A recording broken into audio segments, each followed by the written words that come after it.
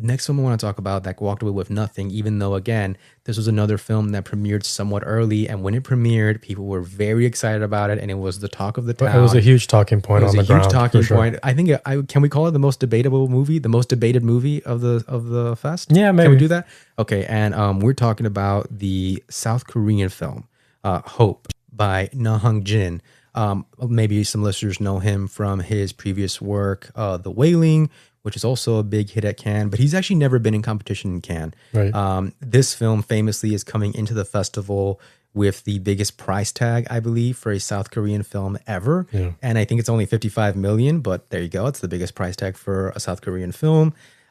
He had Park Chan-wook as the jury president, and there was this maybe idea that this film would be looked upon favorably by this jury for a lot of reasons. I was able to see it. I was not able to see it. You were not able to see it. I was unfortunate. Again, we'll talk about this. It was very much talked about, and you had a very polarized reaction. I think what I kept hearing was batshit crazy. And some people saying it was batshit crazy and I loved it. Mm-hmm. And then other people saying it was batshit crazy and comparing it to Megalopolis. Yeah. Which was insane for me to hear. The diverse opinions. Right. And I also remember it was certainly a memorable piece. A lot of people talked about it, but I know a lot of people said that the first 40 minutes are incredible. Mm-hmm. And then I think the film takes a turn and it becomes an onslaught, Right. of, I guess CGI and set pieces and action. A lot of people commenting on, the sort of mainstream blockbusterism of it all. Right. Kind of made it a weird choice to be in the Cannes competition lineup. Right. But then there are other people who thought it was brilliant. Right. It was interesting to see the array of reactions, and it made me feel sorry that I missed it. I felt like it was an important film to watch. It was an important film to watch, I think, in terms of just being involved in the conversation, which was no matter which way you slice it, hate it or love it, it was fun, I think, to have the conversation. And so South Korea's biggest movie, Na Hong-jin has developed a substantial fan base with his work, finally getting into Cannes competition. This is coming in with Neon, which I also think is important to remember. At one point, again, people were saying that it's so debated that it's the kind of film that could graduate into a major win. Obviously, it didn't win anything, but think about it in the sense where people are so impressed by what they're seeing on the screen. At the same time, it's kind of a mess. So it's not unlike Emilia Perez, which actually did end up winning awards. Messy films at Cannes can still win, and you can sort of say, I bless this mess. It's great. And there's an element here where, the conversation could also be this is a very inappropriate movie for competition because there's nothing like it. It is a 100% blockbuster, box office, dare I say, popcorn film, summer flick. That's what it is. That has incredible ingenuity and incredible precision and calibration from its filmmaker. And I think there's actually this interesting conversation that's going on with its sort of form about, where it can sort of sit artistically. And we had to talk about this in the sense of what's fascinating about this movie is that it's a movie that should be out of competition, but it's in competition. It's the most blockbustery of the films in competition. Dare I say that you could possibly find a subversive commentary on blockbusters, within the film. This filmmaker has done a better job on this film than a lot of other filmmakers, claim to be able to do here in the US. And so I sort of told you after seeing it, and the debate was raging. This is the only film I think on the list that if you play your cards right, it will break $50 million at the box office and the US. Interesting. At the US. I think it's the film that could that. be a runaway success at the US box office. And I told you, get ready. This is going to be Neon's most successful film. And I've told that to this year. That's most money-making film this year.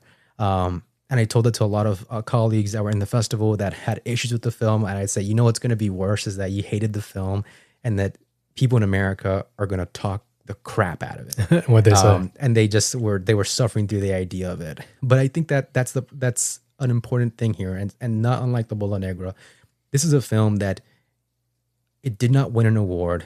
The Palme d'Or, I think, would have solidified it as a top 5 movie. But this is the kind of film that played in Cannes. It does not need an award.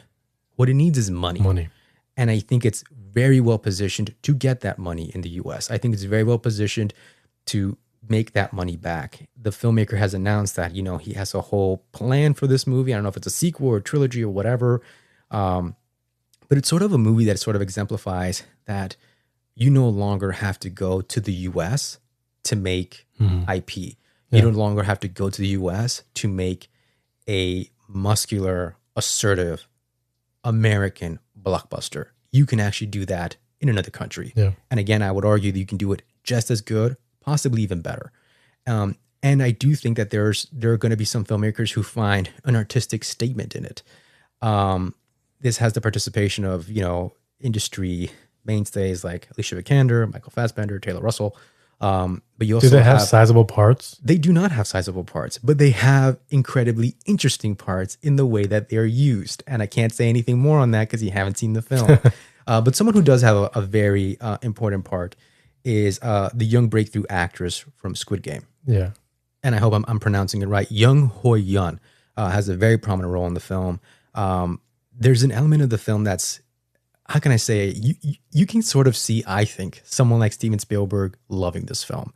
There's such inspiration for this film behind films like Jaws, these big, meaty blockbusters that people used to sort of loved for, the genius way they were calibrated. People talk about the 40-minute sequence. There is something incredibly masterful about it. It's a 40-minute sequence? It's kind of like a 40-minute sequence. Wow. There's something incredibly masterful about it. There's also something incredibly excessive about it. But you can see, again, fans of popcorn films in the US going absolutely gaga for it. I think the big hiccup that I've already seen that's giving me pause is Neon is releasing this in September. I'm not sure how I feel about that. In South Korea, it's coming out in the summer. And I think that this is, again, a perfect summer movie.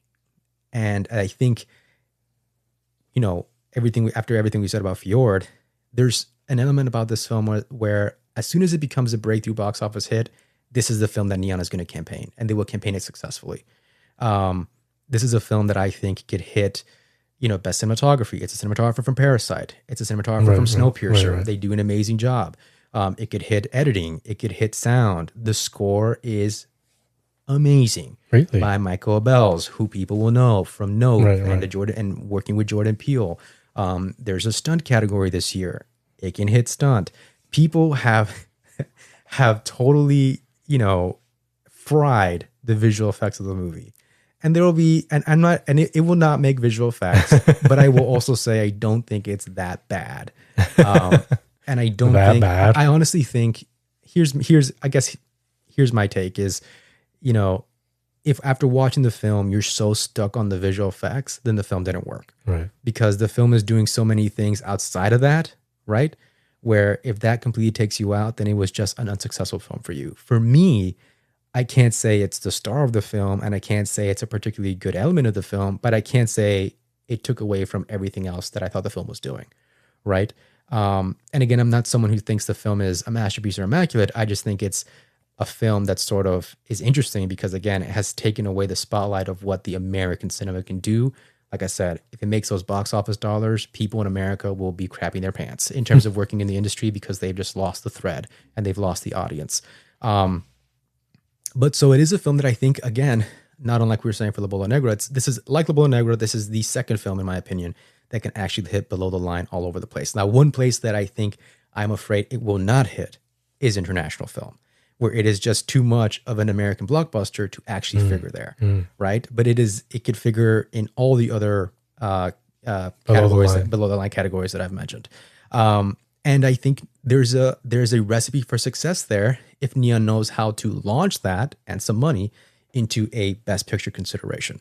And I think there will also be some filmmakers who, again, in that director's branch, who really they see the inspiration from, Spielberg, for example, and are going to be big fans of this filmmaker. And again, it sort of announces the filmmaker as he will be co-opted by Hollywood within the next few years. Sort of the same way that Bong Joon-ho was sort of brought in to, make Snowpiercer, for example. So watch out for that. It didn't win anything, but the big telltale sign here will be how much money does it make.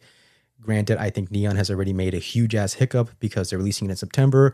And when does everyone stop going to the movies? September. And when does everyone go to the movies? But it might also be a moment to dominate the conversation in September because there's so few films dominating the conversation at that time. It could be. I guess you're right. If you think about it, September was really the month that solidified Weapons because it came out in late August and rolled into September, and they sort of owned September in a way. Right. So I feel like a film like this owning a month in the American industry is a big deal. And I will say this, I would actually love it if they moved it up a couple of weeks and they made it the end of August.